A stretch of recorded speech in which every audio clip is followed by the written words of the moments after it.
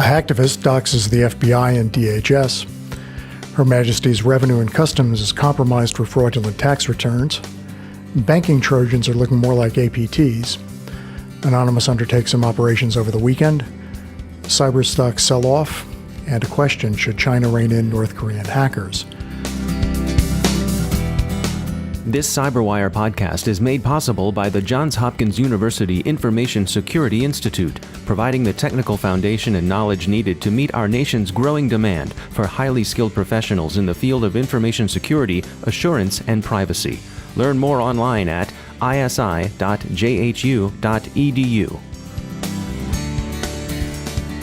This is John Petrick, the CyberWire's editor, in Baltimore, filling in for Dave Bittner with your CyberWire Daily Podcast for Monday, February 8th, 2016.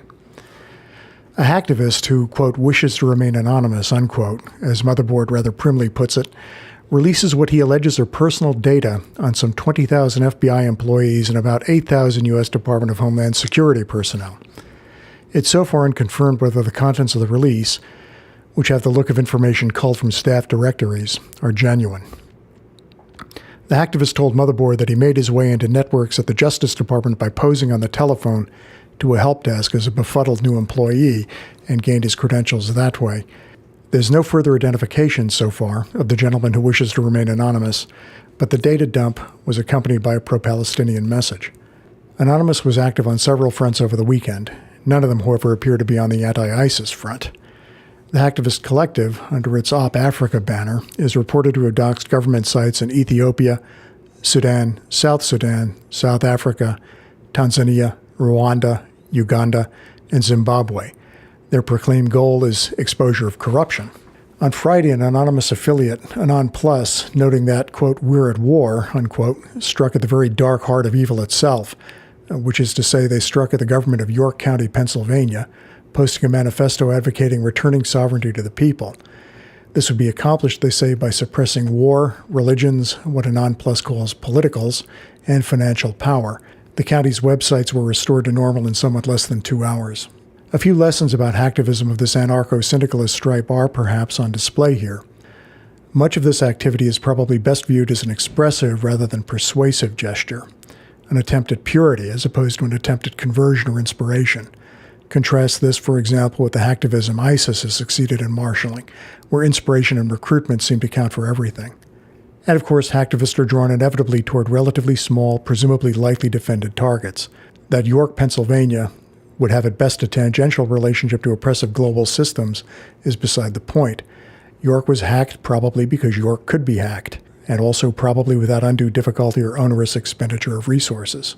One hacktivist tactic, which ESET is calling hackexposure, will probably see more widespread use this year. The hacking team and Ashley Madison breaches would be examples of hackexposure. The goal is typically reputational damage, and while extortion or harm to a commercial competitor would certainly be possible, in these two cases at least there appears to be no such economic motive. Widespread availability of indifferently protected information and the tools to extract and disseminate that information are thought likely to drive an increase in hack exposure. Turning to cybercrime news proper, online hoods appear to have made successful incursions into Her Majesty's Revenue and Customs. The Sunday Times reports that hackers have made off with UK tax filers' self-assessment records and then used the information to file fraudulent claims for tax repayment. Researchers continue to work on last week's Tesla Crypt ransomware infestation, the one that's been plaguing WordPress sites. All would be well advised to be on their guard, and above all, to back up their data.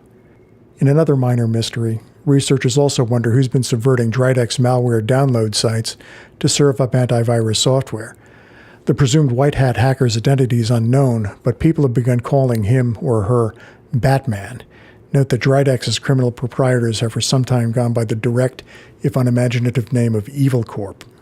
Kaspersky researchers discern a trend in banking malware. It's begun to adopt some of the APT techniques hitherto principally associated with cyber espionage. The Metal, GCMan, and Carbonac criminal groups all show signs of using tools from the Spymaster's kits, GCMan remaining apparently the most old school of the three. The goal remains the same, obviously, theft, but the means of gaining access show a growing sophistication. In documents filed last week with the U.S. Securities and Exchange Commission, Arrow Electronics reported the loss of some $13 million in fraudulent transfers to various Asian bank accounts. An investigation is in progress, and observers speculate that the incident involved a privileged account attack. ERP Scan describes a cross-site scripting vulnerability in SAP Afaria. The security firm notes that SAP has published a fix for the problem, and it encourages users to apply it. In the marketplace, a broad sell-off that began late last week continues to affect cybersecurity stocks. Observers cite weaknesses in some allied IT sectors as a partial cause, along with concerns about possible overvaluation and, of course, the unsettling story of Norse Corporation's apparent implosion. The pullback doesn't appear to have affected plans for IPOs, including KnowBe4's aspirations in this respect, nor has it dampened speculation about the mergers and acquisitions that many think FireEye and Symantec are likely to undertake. This CyberWire podcast is brought to you through the generous support of Betamore, an award-winning co-working space, incubator, and campus for technology and entrepreneurship located in the Federal Hill neighborhood of downtown Baltimore. Learn more at betamore.com. In the crypto war's seesaw battle between privacy and security, one approach that crops up frequently in debates is key escrow. We sat down last week with the University of Maryland's Jonathan Katz, who takes us through the concept. Once again, Jonathan Katz joins me. He's a professor of computer science at the University of Maryland and director of the Maryland Cybersecurity Center. They're one of our academic and research partners. Jonathan, there's been a lot of talk about key escrow. Can you walk us through exactly what it is? There are many different ways that key escrow could be implemented, but let me just walk through one way you could do it. Most of cryptography is based on secret keys that are held by the individual who's going to be decrypting the data. So we can imagine that somebody has a key on their phone, for example, that's used to decrypt any messages being sent to them.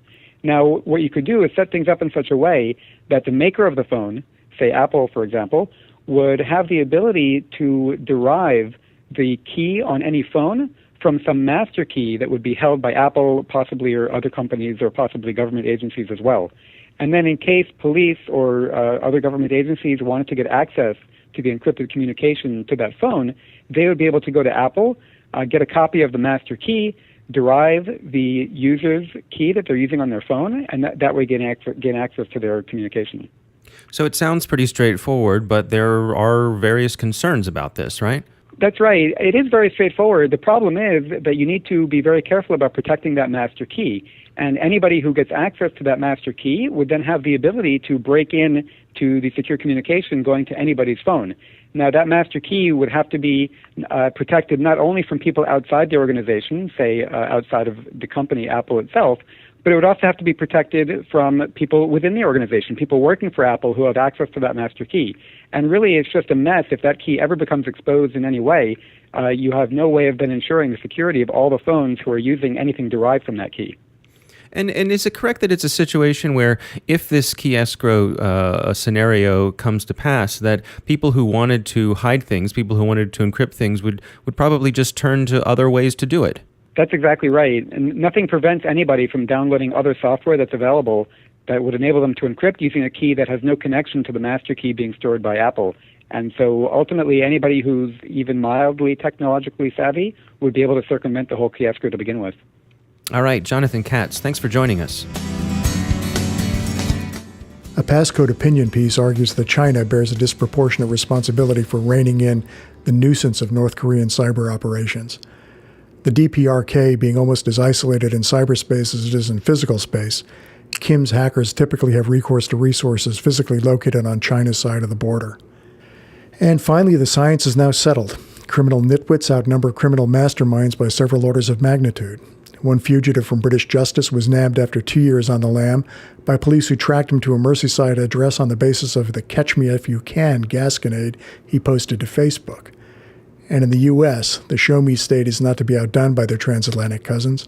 Missouri authorities can show you a pretty cage full of burglars who incautiously try to frighten their intended victims from their homes, not thinking that they might also frighten them into calling police. In this case, the mugshots tell the whole story. And that's the CyberWire from Monday, February 8th, 2016. For links to all of today's stories, along with interviews, our glossary, and more, visit thecyberwire.com. The CyberWire podcast is produced by Cyberpoint International, and this is the editor, John Petrick. Our regular host, Dave Bittner, will be back from his travels sometime on the 16th. Until then, I'll be filling in. Thanks for listening.